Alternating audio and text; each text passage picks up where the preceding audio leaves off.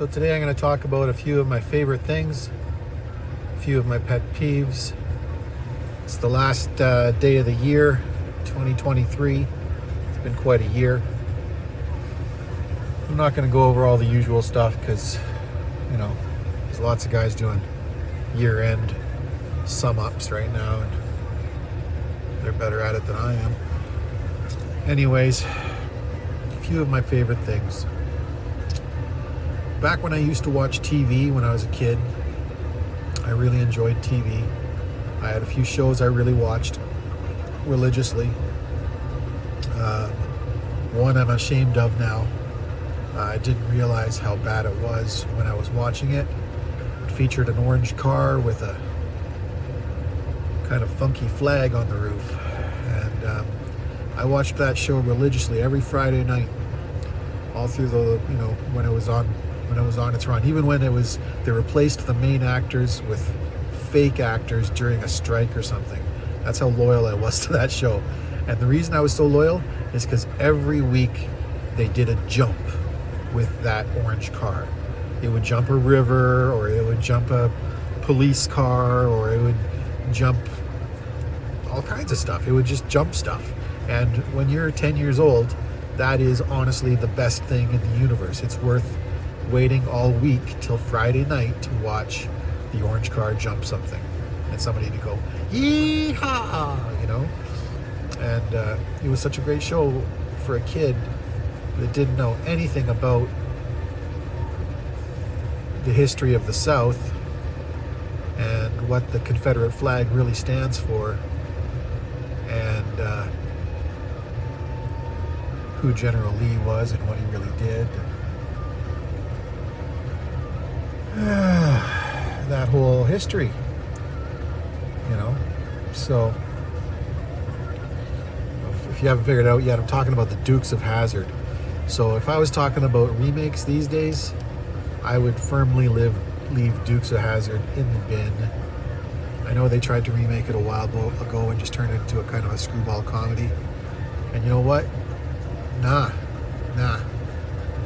it didn't work. The concept is gross now, honestly. I do think you could make a movie or a TV show out of, moonshine runners, the origins of NASCAR. I think there's some really interesting stories to be told there, but you're going to have to address the racial issues for it to have any kind of integrity. Anyway, so I used to love Dukes of Hazzard, now I hate it. Other show I used to love, still do, MacGyver. MacGyver was the man. You could give him a toothpick and a strand of hair, and he could make you a magnifying glass and a toothpick. To make the magnifying glass with the strand of hair, he would also need to dip the loop of hair he would make in your glass of wine, because of course, that's how it works in TV. So MacGyver was an action hero that would make stuff to solve problems out of just everyday routine stuff he would find around him in his adventures. I remember the best episode that I remember. He had to go to a foreign country that was very sandy, like big sand dunes. I don't know if it was Saudi Arabia or not, but something like that. And all he had was a map. And in the voiceover, he's talking about how all you really need is a good map. And all throughout this episode, this map keeps saving his bacon.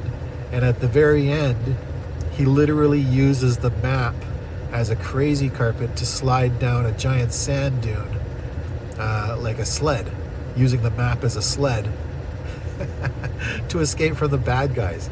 It was just freaking brilliant. Absolutely excellent writing.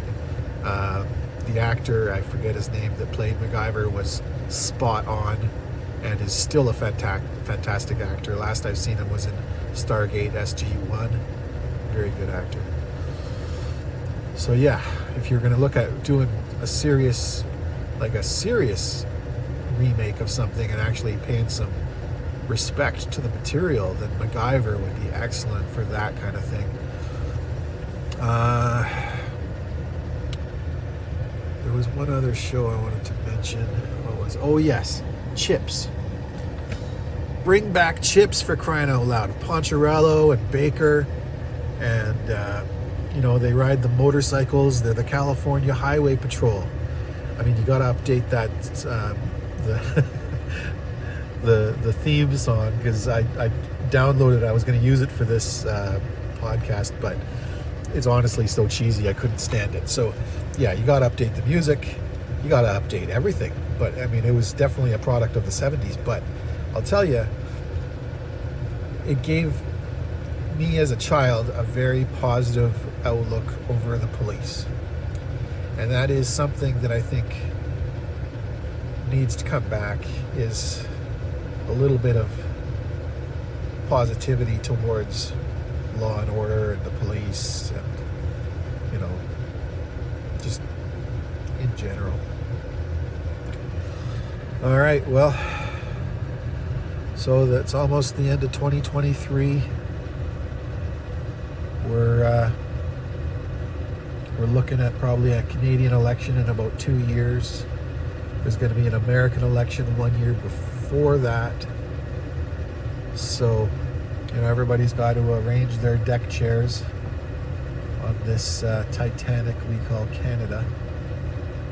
And once we have our deck chairs arranged, I guess we can start listening to the band play,